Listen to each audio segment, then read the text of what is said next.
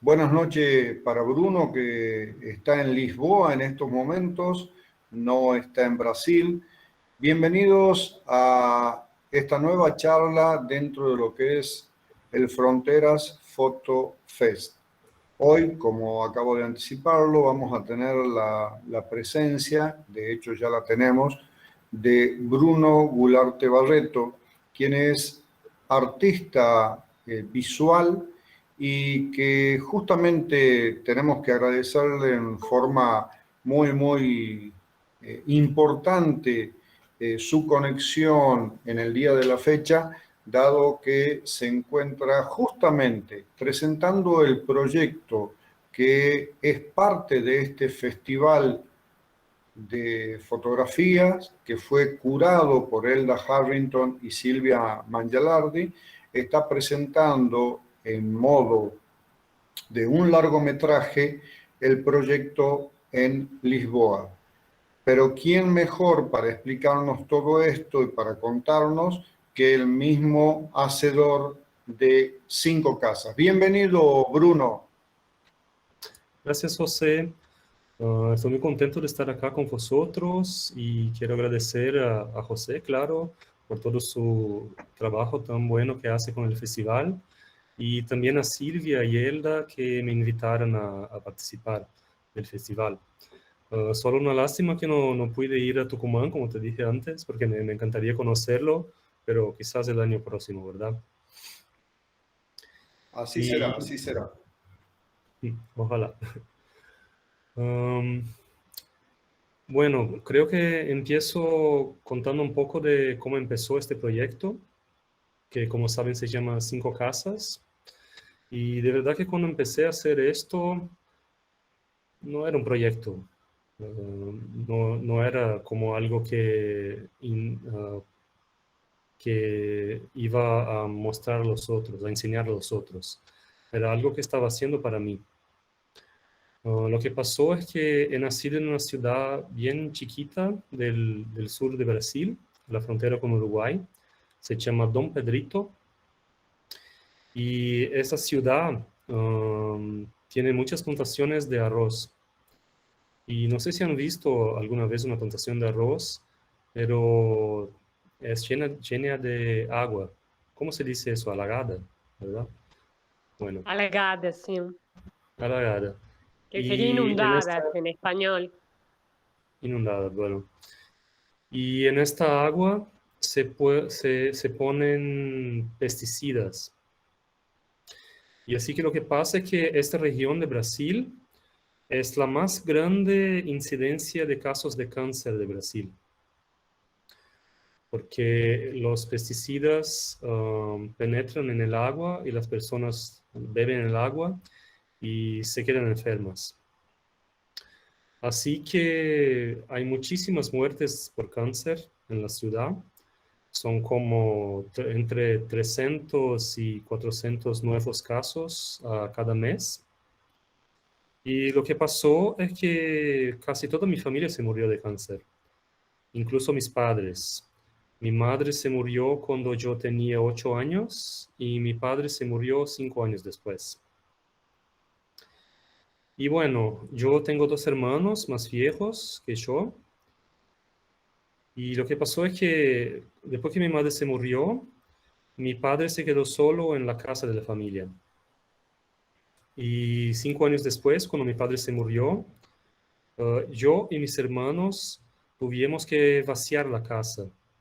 Porque, bueno, lo más viejo ya vivía con su um, esposa, su mujer, bueno, en otra casa. Y yo y mi otro hermano ya vivíamos en la capital, porque era como tradición irse a la capital para hacer los estudios. Y era una casa bien grande en el centro de la ciudad, donde mi familia vivió por más de 40 años.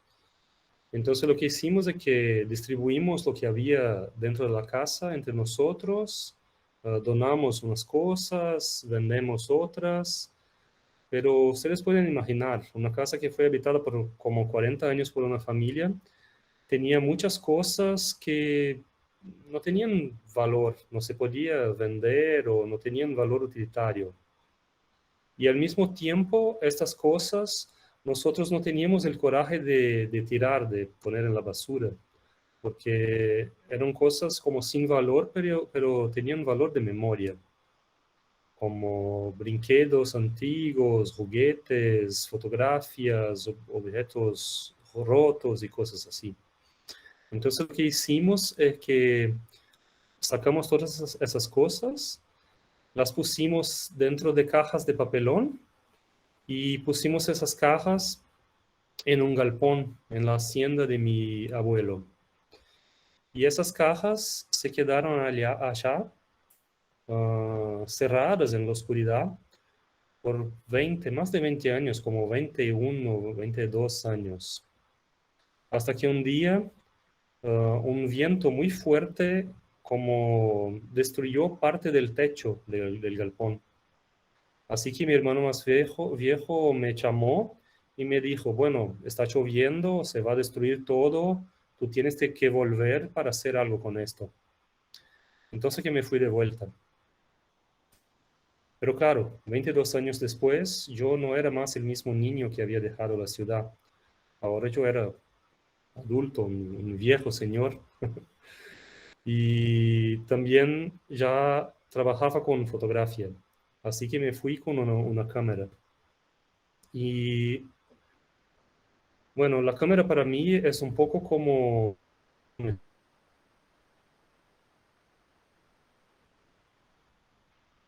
¿Sí? ¿No? ¿Alguien? No escucho, está sin sonido, José.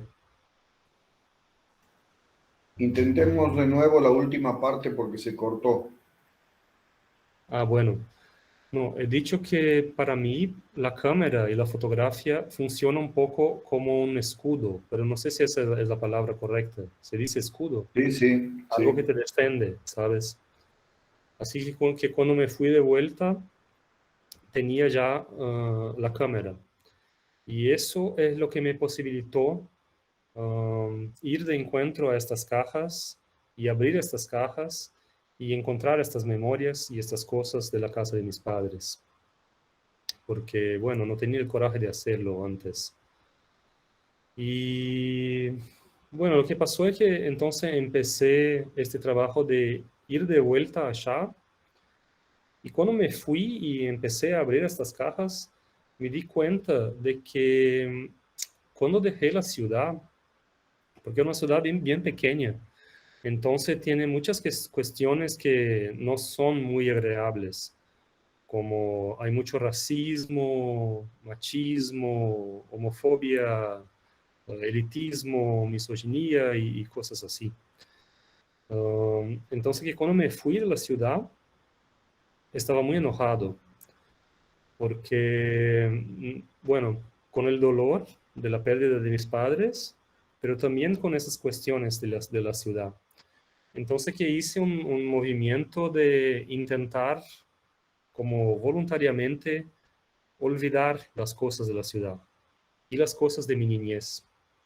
Pero lo que pasó es que 20 años después, cuando pasó eso del galpón, finalmente me di cuenta que estaba logrando olvidarlo todo, pero que no estaba olvidando solo las cosas malas, pero estaba olvidando también las cosas buenas. Y eso me quedó muy mal. Me di cuenta, por ejemplo, que ya no me acordaba de la voz de mi madre.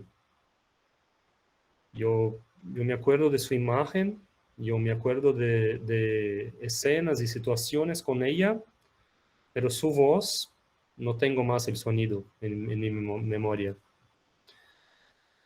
Así que me quedé un poco desesperado y empecé este movimiento de intentar registrar las cosas de mi niñez y las cosas del pasado y de encontrarlas y a veces incluso recrearlas. Y así empecé a visitar la ciudad y no solo abrir las cajas, pero también visitar las casas, porque había muchos sitios y personas que fueron parte de mi niñez y que yo no visitaba y no hablaba hacía más de 20 años. Y cuando empecé a visitar a estas personas, empecé también a fotografarlas y también a fotografar los sitios, principalmente las casas. Y bueno, eso básicamente es como el origen del proyecto. Um, lo que pasó después de eso, bueno, hay una otra cosa que pasó, es que yo tenía esta profesora que ella era profesora, se llamaba María. Ella era profesora de francés y de piano en una ciudad donde nadie habla francés ni juega el piano. Y era como, ¿cómo se dice? La vieja de los gatos de la ciudad. Porque era una persona muy buena, y entonces que le ponían los gatos en su patio y ella los criaba. Y esta mujer era una inspiración muy grande para mí, también porque era,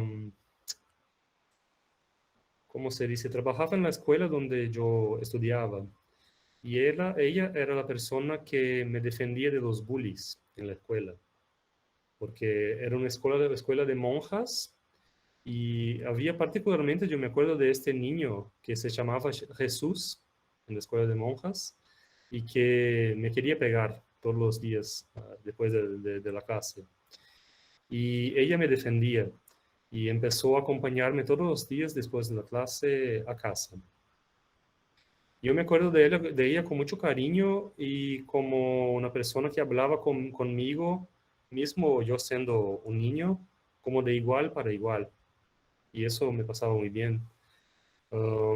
Entonces que no éramos amigos y las pocas veces que yo iba a la ciudad, yo la visitaba y conversábamos, hablábamos. Así que cuando yo volví para abrir las cajas, yo también la visité, como hacía siempre, y hablamos. Pero de esta vez, cuando hablamos, yo puse la cámara y grabé esta conversación. Fue algo como un poco raro, ¿qué está pasando? ¿Por qué estás haciendo eso y tal? Pero pronto olvidó y hablamos normalmente. Y yo estaba haciendo esto porque me di cuenta que ella ya tenía como 80 y tantos años, entonces que no íbamos a poder hablar muchas otras veces. Entonces yo quería tener esto para mí, tener un registro de nuestras conversaciones. Pero ella se quedó muy como curiosa sobre la grabación. Entonces que yo sentí que tenía que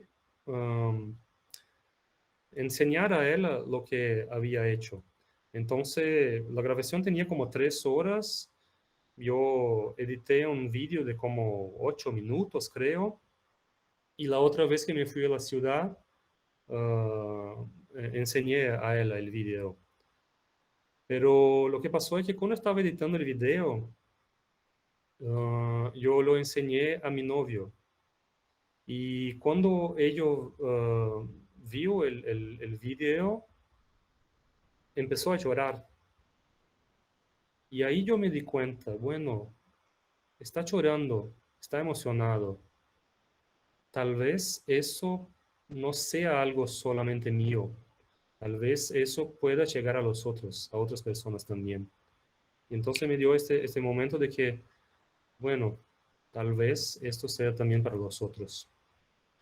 Y también lo que pasó es que en el comienzo yo estaba intentando, como dijo, en registrar estas memorias para mí. Pero cuando empecé a hablar con estas personas de la ciudad, me di cuenta que había muchos temas sociales por los cuales ellos estaban pasando. Por ejemplo, María, esa señora de los gatos y de los bullies, unos tipos muy ricos de la ciudad querían comprar su casa para ponerla, para como demolirla, se dice demolir, no sé, para hacer un predio, un edificio. Y ella no lo quería porque su casa era todo lo que tenía. Entonces empezaron a, ¿cómo se dice? Hacer bullying con ella de otra forma, A ¿sabes? hostigarla. Sí, esto. Como ella tenía como 36 gatos y sí, 5 perros, pero mataron a todos sus gatos, como envenenaron los gatos. Y un día, un domingo por la mañana, fueron con una retroescavadeiras, se dice en portugués, no sé cómo se dice.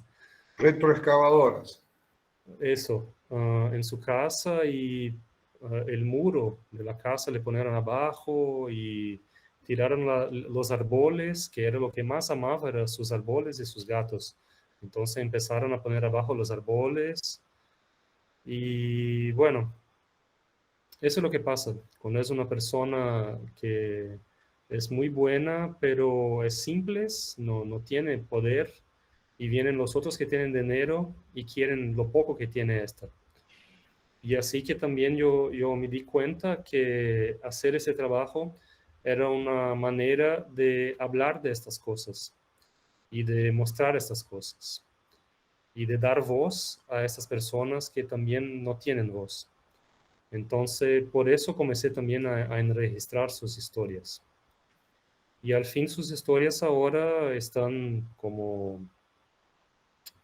hay fotografías, hay un libro, hay un largometraje documental y finalmente estoy enseñando esto para las personas. Creo que es eso. Perdonen, a veces me faltan las palabras, pero hago lo que puedo. ¿Qué tiempo te llevó, Bruno, plasmar lo que nos estás contando? Um, Como 10 años. Pero bueno, se tornó un proyecto como 5 años atrás. Antes era solo algo que estaba haciendo como para mí, como dice. Perfecto. Y la historia o digamos el hecho de llamar al proyecto Cinco Casas, ¿por qué? Bueno, porque de verdad que no son solo 5 casas, son un poco más de 5. Pero yo como dividí el proyecto en 5 núcleos temáticos, no sé si se puede decir así. Así que Totalmente. cada núcleo tiene una casa y tiene como un personaje principal. Para mí es un poco raro llamarlos personajes porque no son exactamente personajes, son personas. Y son personas que son muy queridas y muy próximas a mí, entonces es un poco raro llamarlos personajes, pero bueno. Y puedo contarlos un poquito de cada casa, lo que es. La casa de María, esta señora que ya hablé un poco de ella, yo la llamo de casa de la bruja, porque es una casa que es un poco rara en la ciudad, un poco diferente de las otras casas de la ciudad, porque a María no le interesaba tener como una casa grande y carros y televisores y cosas así. Ella quería tener sus gatos, sus árboles y su piano. Eso es lo que amaba. Y pero eso en la ciudad, como dijo, es un poco raro. Entonces que los niños de la ciudad decían que era bruja, ¿sabes? Entonces por eso casa de la bruja. Y también porque una bruja para mí es una persona que tiene sabiduría, ¿sabe? Alguien que tiene conocimientos que compartir. Y eso era también algo que le encantaba como maestra que era. compartir lo que sabía. La otra casa se llama la Casa de Dios. Y esta era la escuela donde yo estudié, esta escuela de monjas que he dicho antes. La misma escuela, la escuela de las monjas de Nuestra Señora del Orto. Y es donde estudiaron todas las mujeres de mi familia. Porque antes era un sitio donde viven las monjas. En portugués se dice monasterio. Sí, un convento o monasterio. Convento, esto es exacto. Y después se convirtió en una escuela de niñas. Y después se convirtió en una escuela de niñas y niños. Así que yo estudié allá, mis hermanos también, toda mi familia estudió allá. Y las personas que yo muestro en esta casa, en esta escuela, son Irmã Ana, que es una de las monjas, porque cuando me fui de vuelta a la escuela la primera vez, Irmã Ana, cuando yo era niño, era la directora de la escuela. Sí. Pero después no era más y nunca más la había visto. Y cuando volví a la escuela por la primera vez, ella estaba allá. Y cuando nos encontramos, ella me miró e empezó a llorar y me dijo: Bruno, no creo que estás aquí. Yo tengo que pedirte perdón. Hace muchos años que quiero pedirte perdón. Y yo no sabía por qué. Pero entonces ella me dijo que cuando mi madre se estaba muriendo, como pocos días antes de morir, ella fue a visitar a mi madre. Y mi madre le pidió que me cuidara de mí, no sé cómo se dice eso, pero que, ¿sabes? Y Exacto, así, cuidar. sí, que cuidara, ¿sabes? Y ella tenía esa culpa muy grande porque decía que no me había cuidado como mi madre la había pedido, ¿sabes? Bueno, la otra casa se llama La Casa Embrujada y el personaje de la Casa Embrujada es el señor Ricardo. Esta, en verdad, es la hacienda donde está el galpón de las cajas que he contado la historia antes. Y lo que pasa en esta hacienda es que el señor Ricardo es el único que tiene el coraje de vivir allá, porque dicen que la casa es embrujada por los fantasmas de mi familia. Entonces que intentamos poner otras personas allá, pero él es el único que tiene el coraje de vivir allá. Y el señor Ricardo para mí siempre fue un ejemplo, porque era un hombre muy, muy bueno, muy correcto, muy trabajador y un poco de una figura paterna, se puede decir. Lo que pasó con el señor Ricardo es que yo hablé con ellos y también grabé nuestra conversación, pero 2 semanas después de eso se murió. Así que no pude hablar tanto como me gustaría con ellos. Y también una cosa que pasó es que cuando hablé con ellos me dijo que su sueño sería montar el caballo una última vez, porque ya tenía como 86 años y no podía más. Y yo pensaba hacer eso, como intentar ponerlo en el caballo una última vez. Pero se murió antes que yo pueda hacer eso. Así que no pude, pero de cierta forma lo hice como imagen, porque saqué como fotografías antiguas de ello y las proyecté a caballo en la hacienda. La cuarta casa es la casa de muñecas y era mi amigo de niñez que se llamaba Roger, y Roger es gay y Roger es fácilmente identificable como gay. No tiene pasabilidad heterosexual, ¿sabes? Así que lo que pasó con Roger es que toda su vida sufrió bullying en la ciudad.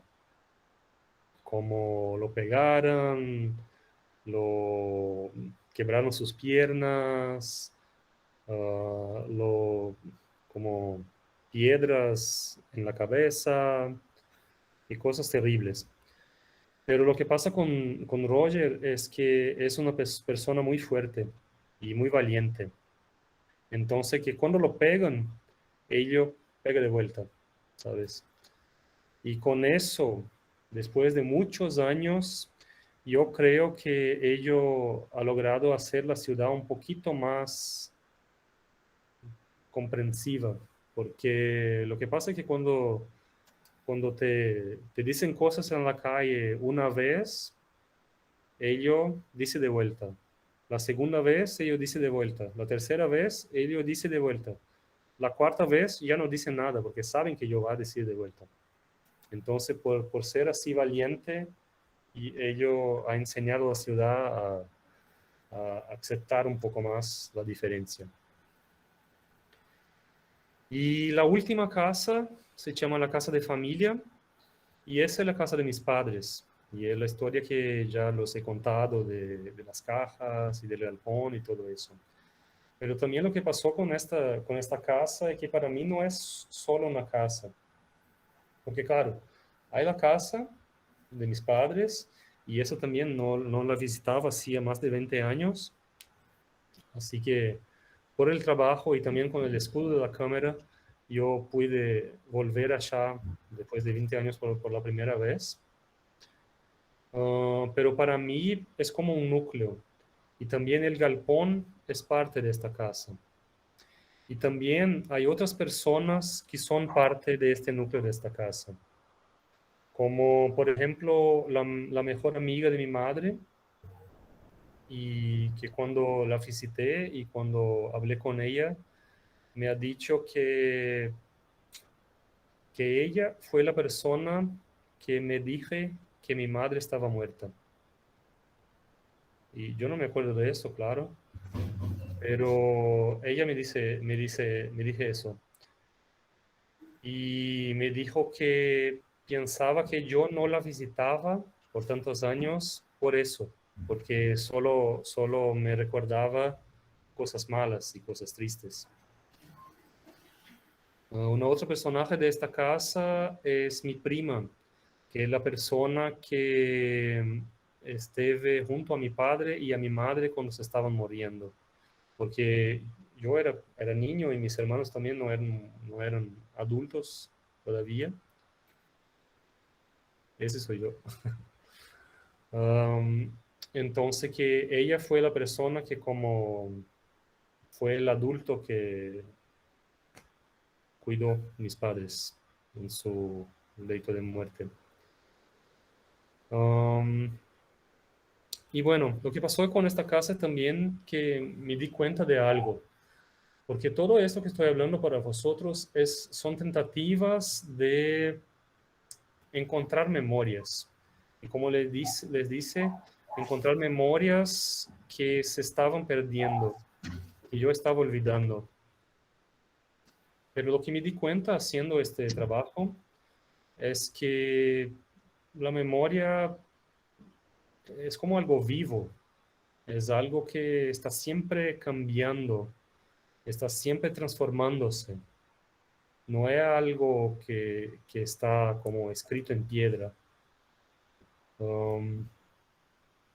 Y eso me di cuenta porque cuando hablaba con las personas, ellas me decían cosas del pasado, de las mismas situaciones, pero de formas distintas. Y distintas entre sí y distintas de lo que yo me acordaba.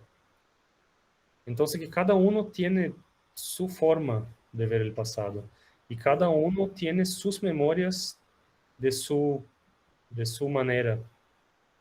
Y eso es algo que me di cuenta.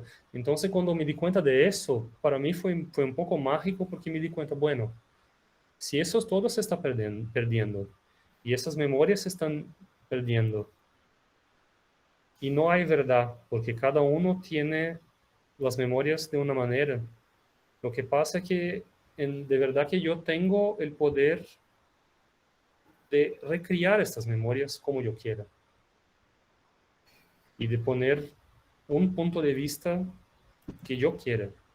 Entonces, como todo esto que ha sido mi vida porque todos son como cosas que pasaron a mí y a las personas de las 5 casas que nos ponen en una situación como de víctima, porque son cosas que el mundo hace, el universo hace o otras personas hacen. Pero ahora yo puedo tener el poder de decir cómo es y cómo contar esas historias. Y también este poder que he dicho antes de dar voz a estas personas. Porque estas personas en las 5 casas, ellos no son lo que las personas de la ciudad quieren escuchar. Ellos son como los outsiders, los marginales de la ciudad, ¿sabes? Pero para mí, ellos son los modelos, no los otros. Entonces, que para mí es un regalo muy grande poder darles voz y poder enseñar un poquito de sus historias y también encontrar mi propia historia a través de sus historias. La Perdón, sí. verdad, Bruno, que creo que nos has dejado atónitos a todos, nos has dejado, yo tengo piel de gallina, como decimos nosotros los argentinos, piel de pollo, en estos momentos por la valentía y la profundidad de tu relato con respecto a lo que has vivido. Me parece genial que una persona se anime a poner en cuantía, en valor, a través de la fotografía, su propia historia de vida. Realmente, desde mi punto de vista, impresionante y felicitarte, por supuesto. Muchas gracias. Para mí es un regalo poder compartir esto con vosotros. Eso es lo que siempre he querido con este trabajo, poder como compartir. Francisco dice, tenés un corazón muy grande, Bruno. Gracias. Álvaro Porto dice, Bruno, muy especial, amigo tú. Florencia, sin palabras. Realmente, te soy sincero, estoy emocionado por tu relato. Sí, Marta, ¿Puedo hablar? lo estás haciendo, adelante. Bueno, Bruno, me hiciste llorar. Me hiciste llorar porque no es la misma historia, pero yo vivo en 2 lugares. Yo me radiqué en Calafate hace 30 y pico de años y te escuchaba y realmente algo fantástico, algo que me invita a mí a hacer un pequeño proyecto documental, no sé si lo haré, ¿no?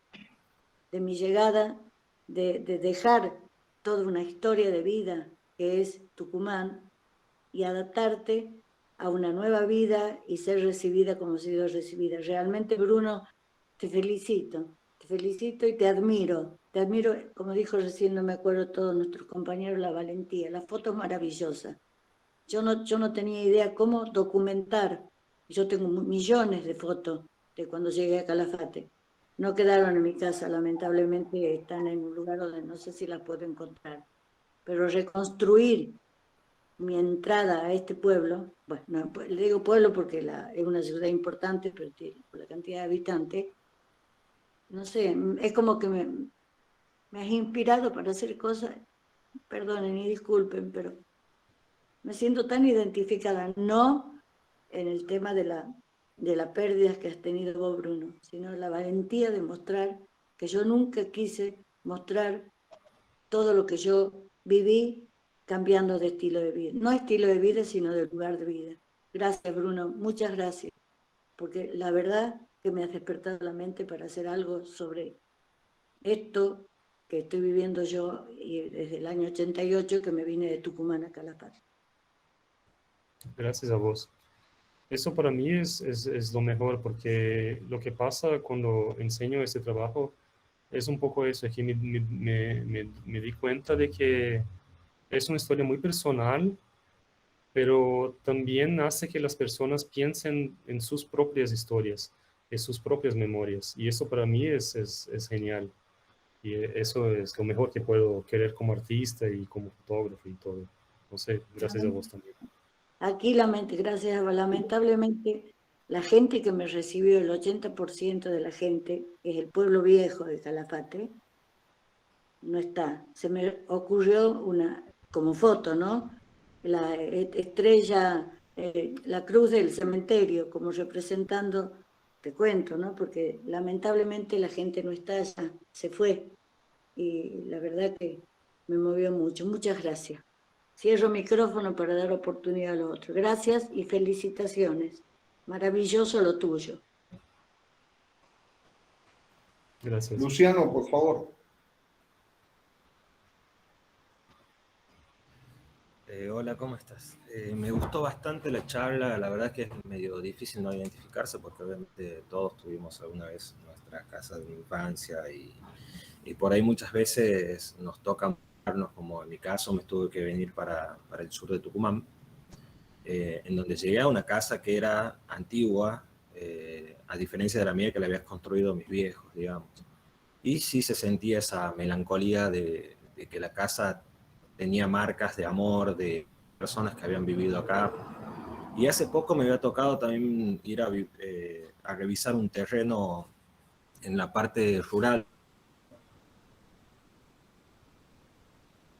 que había comprado 1 hectárea. Entramos al lugar y había como vegetación, estaba bastante ordenado los árboles. Y en una parte, digamos, siguiendo caminando, encuentras como en el piso, eran como los cimientos donde estaba construida una casa.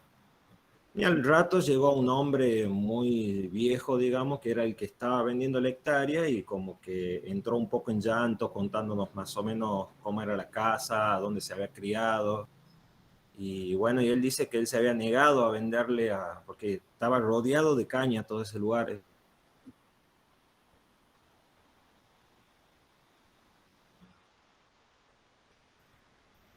Te congelaste, Luciano. Y bueno, la verdad que esto es muy parecido a lo que me pasó. Obviamente me conmovió bastante y me hizo recordar mucho la infancia, los lugares a donde estuve jugando de niño y todo. Me gustó mucho tu portafolio. ¿Puedo preguntar algo? Gracias por compartirlo. Luciano, Gracias. permiso, Sí, diga. Luciano, justo te congelaste en la parte de la historia de el señor que vendía la hectárea. ¿Qué hizo? Uy, se volvió a congelar. Bueno, ¿qué hizo ¿Qué lograron? ¿Cómo lograste que te venda la hectárea? No, a mí no me vendió, lo vendió un amigo. Yo lo acompañé a visitar el lugar. Nada más que no, estaba abandonado todo ese lugar, ya era todo caña a la vuelta y justo pasaba la nueva autopista. Sí. Justo pasa por ahí la ruta nueva. ¿En Y qué el hombre lugar me lo había vendió? vendido ese lugar en Aguilares. Justo saliendo de Verdi por ruta nueva. Sí. Se ve todo cañaveral y en la parte ahí está lleno se ve que hay árboles y vegetación que no ha sido desmontado. Y bueno, entonces toda esa zona mi amigo quería comprar para hacer un criadero de chancho y todo eso, y bueno, él le dijo que lo iba a dejar que el hombre construya un lugar para vivir en la parte esa donde estaban los cimientos, y bueno, toda la otra parte va a ser un criadero ahora. Y bueno, el Qué hombre entró a bueno. llorar, contó la historia de cómo, de todo lo que había en ese lugar. Pero estaba el piso nada más, o sea, se veía el piso, y él decía, acá había una habitación, esta era mi habitación, acá jugaba yo, y qué sé yo. Pero no tiene una sola foto del lugar, porque parece que era algo muy viejo, o no llegaban los fotógrafos, no sé, pero era muy, muy, muy campo. Lucas, por favor. Buenas noches a todos. Otra vez más, un poco tarde perdón. Yo quería hacerle una pregunta a Bruno. Me gustaría saber si hay una historia atrás de la foto del cráneo. ¿Alguna historia específica sobre eso? Gracias. Sí. Gracias por la pregunta. Sí, lo que pasa es que esta escuela donde estudiaba, la escuela de las monjas, bueno, yo tengo casi 40 años. Entonces, cuando era niño no había internet, no había computadoras, no había nada de eso. Pero había esta sala que se llamaba la Sala de Ciencias. Y en esta sala era un poco como un escenario de terror, porque tenía como animales y como un feto de niño dentro de un vidrio y este cráneo y modelos anatómicos y cosas así. Y esa era mi sala favorita en la escuela, era donde más me gustaba. Y también era donde yo me escondía de Jesús. Del niño ese otro que los he dicho. Entonces para mí también es un poco una representación de eso, porque era un sitio donde, donde los otros niños tenían un poco de miedo, pero a mí me encantaba y me gustaba irme allá. Entonces que tengo muchísimas fotos de este sitio, de los animales, y el cráneo es una de las cosas, y es un cráneo de verdad humano, ¿sabes? Es algo que... Y lo que pasa con esta sala es que está cerrada también hace como 15 años. Está como, es una cápsula del tiempo, está totalmente cerrada. Y cuando fui a visitar la escuela, los pregunté, bueno, ¿y cómo enseñan todo eso que se enseñaba en esta sala? Y la maestra solo me decía, así, y mostró una televisora. Entonces, ahora es todo como una pantalla, ¿sabes? Bruno, Ana dice una pregunta. Me gustaría que cuentes sobre la fotografía del niño que está replicada en varias imágenes, en la cual la primera está con los ojos tapados y si eres vos, ese niño. Sí, soy yo. Lo que pasa es que en mi casa la fotografía no era algo muy común, no era algo muy diario. Mi padre tenía una cámara fotográfica, una Yashica, que hoy yo tengo, pero era algo como un poco sagrado, ¿sabes? Que no se podía tocar y era algo que estaba guardado, porque también como la película para hacer las fotografías era cara, era difícil de conseguir, entonces no era algo muy cotidiano hacer las fotografías. Así que yo no me acuerdo, yo tengo varias fotografías de mi niñez y como álbums de familia y todo eso, pero yo no me acuerdo de haber hecho ninguna de esas fotografías. Pero esta fotografía yo me acuerdo de haberla hecho. Y yo no sé si esto es verdad o no, pero yo creo que esta es la última fotografía que hicimos cuando mi madre estaba viva. Porque me acuerdo como de ella ponerme como la ropita y yo no me gustaba la ropita porque como me pegaba el pescozo. y me llevaron a un estudio de un fotógrafo para hacer la fotografía. Y después lo que pasó es que hicieron un póster como en madera y eso lo pusieron en la sala de la casa. Y allá se quedó hasta que tuvimos que vaciar la casa. Entonces, esta es la única fotografía que me acuerdo de la situación de hacerla cuando era niño. Y cuando me fui de vuelta al galpón, esta fotografía, no es esta, es la otra. No, Esta yo pregunto sobre esa específicamente, la que están mostrando ahora. bueno, voy... Quería saber por qué es como que está intervenida, tiene sí, los sí. ojos tapados y Bueno, luego, pero termino sí, la historia de la otra y después cuento la historia de esta, puede ser. perfecto. Lo que pasó es que cuando me fui, esta, la última, bueno, esta es la misma que está en la otra imagen, la próxima también. Ahí pequeñita, esta también. Lo que pasó es que cuando me fui al galpón, esta fotografía es la primera cosa que encontré en el galpón. Y entonces, bueno, lo que hice es que empecé a pegar esta imagen y es como una imagen tema del proyecto. Hice como reproducciones de ella y las puse de vuelta en la casa, como pueden ver ahí, como en una pantalla grande con el viento y todo, porque este es el patio de la casa, que también era mi parte favorita de la casa cuando era niño, donde me gustaba jugar y todo esto. Y la otra fotografía que ha preguntado, lo que pasó es que mi madre era maestra. Entonces, una de las recordaciones más antiguas que tengo de ella es de un mimeógrafo. No sé si todos saben lo que es un mimeógrafo. Es una cosa de hacer copias. Cuando no se tenía Xerox y impresiones y cosas así, se utilizaba eso. Tenía un papel de carbono, una matriz, y se escribía en ese papel, se ponía en un cilindro metálico con alcohol, una manivela, y así se hacían copias.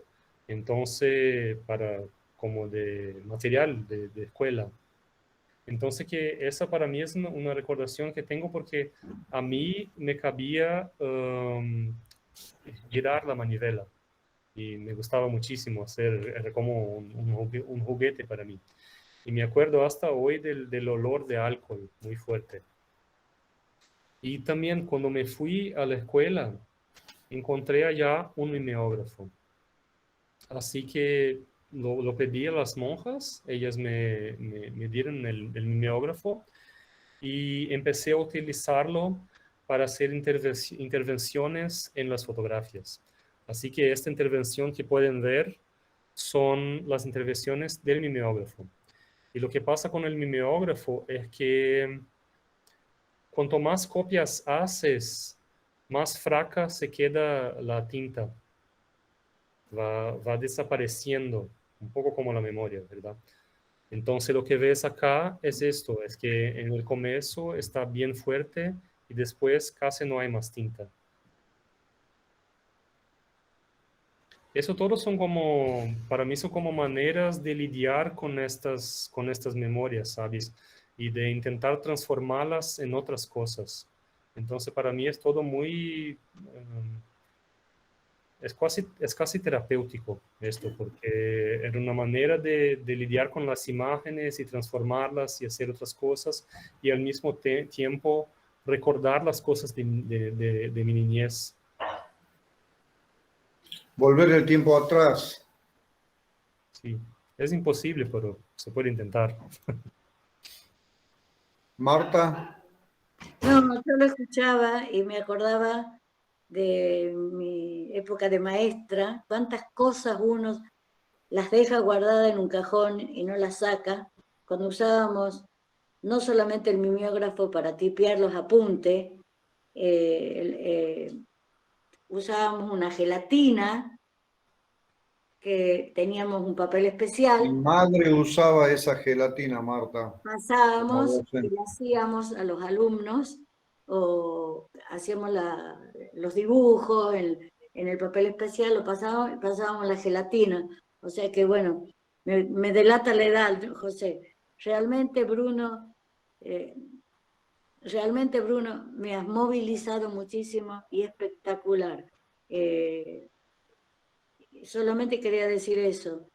Me ha hecho recordar, yo por ejemplo te cuento, cuando vos hablabas de tu casa, nosotros tuvimos que vender la casa paterna cuando murió mi papá en el año 2000, 2002, no hace mucho. Yo no puedo pasar por la cuadra, no puedo pasar por la casa. Y vos me has estimulado, porque yo tengo relación con los dueños. Los otros días me encontré por una página con un amigo que compró el juego de comedor y me invitó. O sea, en mi historia yo puedo encontrar cosas de cuando yo era de chica, pero a mí me cuesta horrores pasar por la puerta de lo que fue la casa mía paterna, Claro, que todavía vivía ahí yo cuando volví, bueno, la vendí, ya estaba en Calafate cuando la vendieron. La verdad que no quiero ser ridícula, pero me ha hecho lagrimear y me ha llegado muy profundo tu charla. No solamente lo técnico espectacular, hay que ver cada una de las fotos, porque realmente cada una de las fotos, aparte de un hilo argumental, que tiene que tener el proyecto documental, bueno, todo lo que quieran, cada foto habla por sí misma. Muchas gracias. gracias. Y bueno, eso yo creo que es algo que he aprendido con ese trabajo también. Es que me costó también muchísimo hacerlo y muchas veces fue muy difícil tener el coraje de hacerlo y de volver a esos sitios y de hablar con las personas y todo esto. Pero lo que pasa es que cuando tenemos miedo de algo y no nos apartamos de este miedo y no queremos enfrentarlo, este miedo crece y se queda más grande, más grande. Y a veces cuando finalmente tenemos el coraje de enfrentarlo, es un poco curativo, ¿sabes? Entonces, eso, si puedo decir algo, es que es mejor a veces intentar enfrentar, yo creo. Bruno, ya que estamos y que el trabajo lo amerita, contanos un poquito de lo que estás haciendo justamente allá y cómo va la cosa, si ya mostraste tu trabajo. Contanos algo de eso. Bueno, ahora el trabajo está en diversos sitios. Y lo que pasa, como he dicho antes, es que hay diferentes versiones de ello. Eso es algo que para mí también está genial porque siempre me gustó actuar en diferentes áreas al mismo tiempo. Y siempre me han dicho, no, tú no puedes hacer eso, porque tú tienes que hacer una cosa solo y eso hacer toda tu vida y así va a ser bueno en esto. Y yo creo que eso es bullshit. Porque para mí hacer las cosas juntas y diferentes medios me alimenta. Y una cosa cómo se relaciona con la otra y engrandece la otra. Entonces lo que pasa es que Cinco Casas tiene un libro, tiene la versión con fotografías, tiene la versión con fotografías y videos y tiene la versión película. El libro está publicado. Infelizmente no se puede enviarlo a Argentina porque el correo el correo de Brasil no está enviando a Argentina o ningún otro sitio de Latinoamérica. Yo no sé por qué, porque logré enviarlo para Europa, Estados Unidos y todo eso, pero para Latinoamérica no se puede. Yo tuve No ya, hay problema, cuando vengas el año que viene traes el libro. bueno, Hemos Que tenido traiga ya- varios. ¿Cómo? Que traigas varios, dicen. Bueno. Y hemos tenido ya dos exposiciones también. La primera fue antes de la pandemia, el final de 2019, noviembre de 2019, en el Centro de Fotografía de Montevideo, a convite por invitación de Daniel Sosa, el director del museo. Y la otra fueron los últimos 3 meses en Porto Alegre, en el Museo de Arte de Río Grande do Sul, en Brasil. Y la película, bueno, la película estrenó en el IDFA, que es el International Documentary Film Amsterdam, en Holanda. Y eso estuvo buenísimo porque es un festival bien grande. Lo llaman el Oscar de los documentales. Entonces estoy muy orgulloso de esto. Pero claro, estrenó online porque no se tenía más festivales de cine y no se tenía cine. Y también ya ha sido enseñado en Italia, en Francia, en Chile, ha estrenado en Latinoamérica, ahora en Chile, en el Festival de Viña del Mar, y ganamos el premio de Mejor Documental, como unos días atrás. Y ahora es la primera vez que yo estoy acá en Lisboa, en Portugal, para enseñarlo en el cine de acá. Y es la primera vez que yo voy a ver la película en el cine, después de 8 meses de que ha estrenado. Y bueno, con público y con todo, entonces estoy muy contento de finalmente tener este contacto en directo con las personas y ver las personas viendo el trabajo. Pero claro, lo que pasó es que con el libro y con la exposición fue genial porque ahora con las redes sociales, con Instagram y con Facebook, las personas iban a la exposición o leían el libro y compraban el libro y después me contactaban. Entonces, porque claro, no tuvimos como vernizaje ni nada, pero este contacto y este retorno del público para mí como artista es esencial. Entonces, tener los depoimientos de las personas y muchísima gente como me contactó y diciendo, bueno, porque eso para mí es bien importante porque siempre desde el comienzo del trabajo me quedaba en el fondo de la cabeza como pensando, debo hacerlo, no es algo demasiado egoico, es algo que puede llegar a los otros, no es algo solo para mí. Entonces, que cuando las personas me dicen que no, y principalmente cuando me dicen que accesan sus propias memorias y sus propias historias a través del trabajo, eso para mí es todo lo que puedo querer. Y también algo que me han dicho algunas personas y que me encanta es que el proceso y el trabajo tiene algo de cura, ¿sabes? Algo de terapéutico. No solo para Totalmente. mí, pero para los otros también. Entonces, para Totalmente. mí esto, soy muy Bruno, contento, es más lo que podría soñar, de verdad. ¿y hay un link donde se pueda ver la película, o, me refiero al documental, cuánto tiempo dura, cómo hiciste, cómo se llevó a cabo, tiene una parte actoral o es toda imágenes? No se puede ver todavía porque todavía está como en los festivales. Bien, Entonces no está online, está solo porque con películas lo normal es así, es que primero son los festivales, después es la tele y junto a las salas de cine y después se va online. Pero cuando esté online los voy a decir o quizás si está en algún festival. No sé si hay festival de cine en Tucumán. Si sí, no sí. hay, bueno, quizás podemos enseñarlo allá entonces. Bueno, Y vamos a ver si podemos nosotros a través del festival, como yo enseño en la Universidad Nacional de Tucumán, y el Festival de Cine lo organiza justamente la carrera de cine de la universidad. En una de esas voy a averiguar para ver si podemos, ¿por qué no traer tu película acá? Eso estaría genial. Me gustaría muchísimo. Y bueno, es esto. Excelente.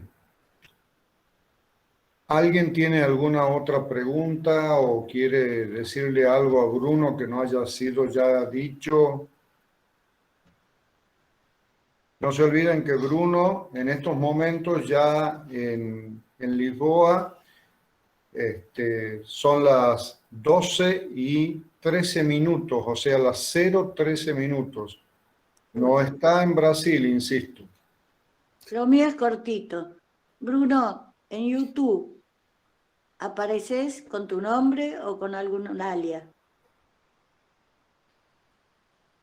¿Tenés obra No publicada estoy en seguro. YouTube? No estoy seguro. Yo creo que estoy, pero Bueno, te buscaré.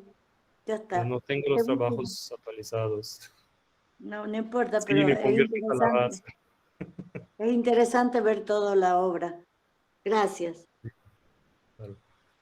Pero bueno, ya que he preguntado, y también si quieren hablar algo después o decir algo que no quieran decir ahora, yo estoy en Instagram y en Facebook como Bruno G. Barreto. Y es esto.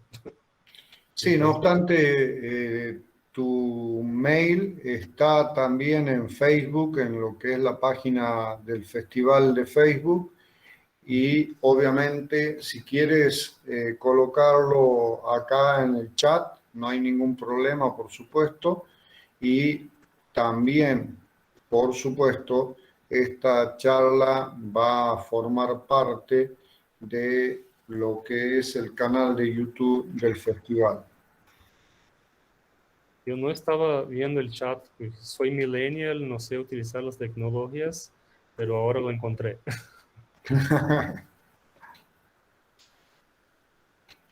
Ahí Bien lo ahí. tengo. Oh, qué honor, Florencia. Ya estás viendo vos justamente mis alumnos, que son muy poquitos los que están conectados, pero bueno, son los seguidores aférrimos del festival. Tienen trabajos para hacer, tanto los de segundo año como los de tercer año, referente al festival, así que bueno, ya hay un trabajo sobre vos seguro. Yo quiero leer después. Te lo mando, no hay ningún problema. Gracias. ¿Puedo hacerlo yo también, aunque no soy alumna? Haga. ¿Quiere hacer Gracias, mío? Francis. ¿Cómo, Luciano? Digo que si me lo quiere hacer mío, doña No, Marta. Luciano, estamos en otra temática, no que venga aquí a querer que otra persona te haga el trabajo. Luciano, Bueno, cuando vuelva a Tucumán te ayudo. ya sabes la nota, Luciano. Lo que queda por decir es gracias. También quiero invitarlos, antes de despedirlo a Bruno y a ustedes, invitarlos al próximo sábado, que va a ser, por un lado, el cierre del festival Sueño o Realidad de este año 2021, y por otro lado, el comienzo del nuevo festival con una nueva temática para el 2022. O sea que ni bien cerramos un capítulo, damos comienzo a uno nuevo. Así que agradecerles a todos, decirles que todavía pueden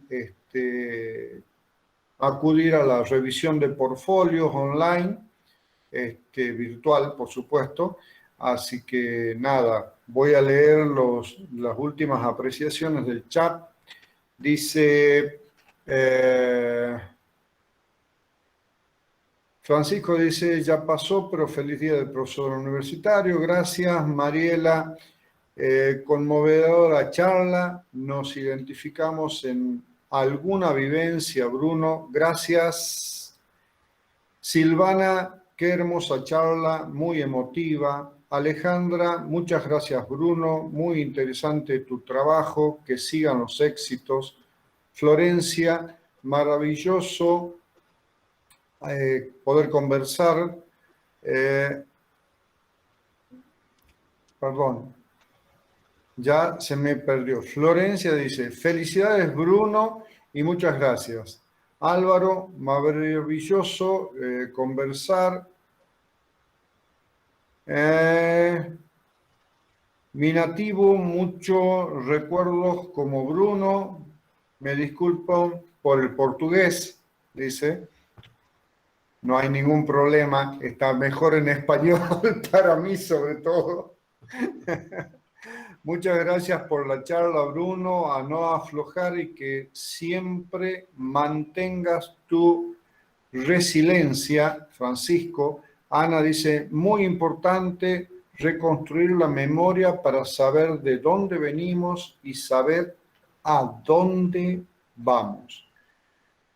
Mis estimados todos, en especial Bruno, ha sido para el Fronteras Photo Fest un orgullo poder contar con tu obra, poder contar con tu presencia, mucho más todavía al estar en Lisboa, que uno decía, bueno, no, Bruno desde Brasil. Bueno, Brasil es como, somos todos integrantes de un mismo gran país, por así decirlo, más allá de las diferencias futbolísticamente hablando que podamos tener. Pero más allá de eso, el hecho de conectarte, Bruno, desde Lisboa, cuando estás concentrado en otras cosas y tan importante como es tu proyecto 5 Casas allá, para nosotros, para el Fronteras Photo Fest, realmente es un orgullo haberte tenido en esta charla muy amena, muy emotiva y muy motivadora. Así que mil gracias a todos. Los esperamos el sábado que viene con el cierre del festival y por supuesto vamos a dejarle a Bruno las últimas palabras para que se despida de todos nosotros. Muchas gracias. Para mí ha sido un honor estar acá y un gusto hablar con ustedes. Y bueno, felicitaciones por el festival y seguimos. Muchas gracias.